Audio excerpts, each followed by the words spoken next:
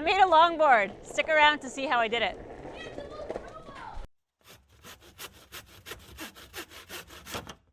I have a bunch of these thin hardwood scraps lying around. I saved them from previous projects and I never really know what I'm going to do with them, but I just can't seem to throw anything away. Recently my daughter asked me to make her a longboard, so I'm going to attempt to make one for her out of these scraps. Let's get started. I started by cleaning up all the scraps on the table saw. These were rough cutoffs from the milling process from previous projects that I had made. There was walnut, maple, cherry, and poplar. And then I took those strips and ripped them to their final width to determine how thick the board was going to be. I was aiming for the board to be a little under 3/4 inch thick, but these thin strips were a little bit finicky during the glue up.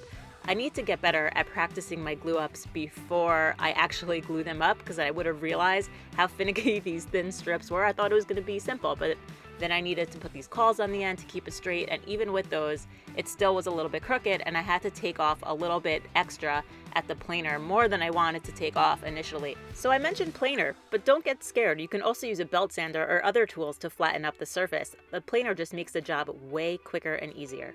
Now that the board was flat on both sides, it was time to cut it to shape. So I made this template and I'll have it available on my website. I'll put the link down below somewhere. The only thing to remember when you're printing it out is to select fill entire paper for it to be the correct size. You could probably also mess around with the printing options to make it larger or smaller. This ended up being 36 inches long and 8.5 inches wide. So I took some spray adhesive and put it on the board. I took a little extra time to make sure that the center line on the template went along with the center line of the board. And now it was time to cut it to its final shape. So I used a jigsaw and I followed the line, but I didn't go on the line. I made sure to leave some room so that I could clean it up afterwards. The jigsaw leaves a really, really, really rough cut. And I don't know if this is user error or what, but I cannot seem to follow a line when I'm using a jigsaw. So I like to be a little bit careful and leave a little bit extra instead of taking off too much, and I could clean it up with a sander afterwards. After it was all rough cut out, I took it to the benchtop sander and I sanded down to the line. If you don't have a benchtop sander, you can use any sander that you have. And like most projects, this one consisted of a lot of sanding. Because I was still in sanding mode, I took off the template and decided to sand the rest of it, but I forgot that the reason why I put the center line on the template, was so that I could line up the trucks. I was able to get around it, but whatever. To refine the shape a little bit more, I took it over to my router table and used a roundover bit to smooth out all the edges. You can also use a trim router or some more sanding to achieve the same effect. Remember that center line I ripped off from the template earlier? So I just had to redraw it to line up the trucks. In order to make it easier to pre-drill the holes for the trucks, I put some double-sided tape on them and put them on that center line that I had just made, and I also put them close to the ends of the boards as possible. You just saw me putting a backer board over there because I noticed some tear out as I was drilling the holes. These are called reverse kingpin trucks. They look like I'm putting them on backwards, but I'm actually not. This is just how longboard trucks go. Skateboard trucks, you would put them on the other way. And the holes look good. The double-sided tape really helped in keeping them in place. So because I was making this for my daughter, I had to give her the most fun job that you can have on a woodworking project, the finish sanding. She did an excellent job. On to finish, I used Epiphane Spar Varnish thinned with mineral spirits. I figured if it's good enough for outdoor furniture, it's good enough for a longboard that's going to be outdoors. I did 3 coats, waiting 24 hours between each coat.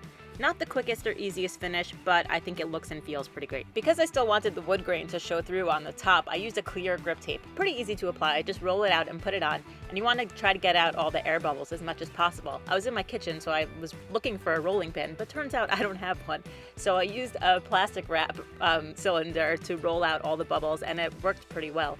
I know a lot of people will say hardwood is not the best option for a longboard or skateboard. Plywood is the best option, but this is really just a fun project. I'm not a professional, neither is my 6-year-old daughter. In order to make it easier to cut the grip tape to size, you take something hard like a screwdriver and you score around all the edges of the board. And then you take a fresh razor and follow that score line that you made. I can tell that this is definitely something that just takes a lot of practice to get perfect. This was not perfect. This is my first time ever doing it.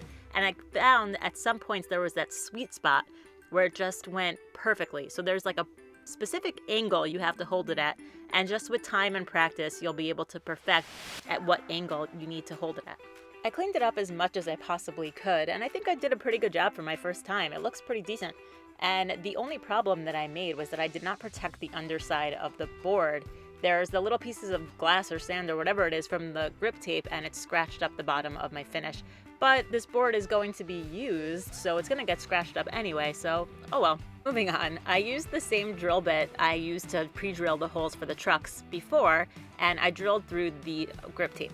And then, in order for the screws to sit flush, I used a countersink bit and put that in all the holes. That way, all the screws will sit flush and flat with the board.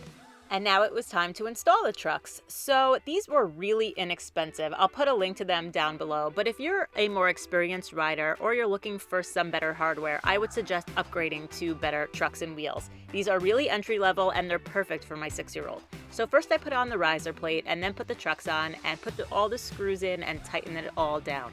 And the wheels are also really easy to install as well. These came with everything that you need. There are 2 washers that come on the axle. I think they're called speed washers. You take one and put it on the axle and you leave the other one off to the side to put on later. Then you take both bearings and you put them both on the axle. And then you take the wheel with the outside facing in and you push as hard as you can until the bearing locks into place. And then you flip the wheel around and you push again as hard as you can until the other bearing locks in on the other side. Now that speed washer that you set aside before, you put that on the axle and then you take the nut and you lock it down. I put on the rest of the wheels before doing the final tightening.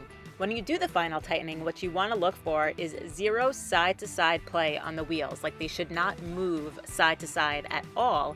Yet when you take your hand and you roll it, it should move really freely without any resistance. I was really shocked at how simple and easy this project was. I will definitely be making more of these. And it's done. So I'm super happy with how it came out. I wouldn't do anything differently except make it a little bit thicker. It's only about 1/2 inch thick, and I think that's a little bit too thin for a regular person, but for my 6-year-old daughter, totally fine. I would make it about 3/4 inch thick. So let's go give it to her and test it out. Action!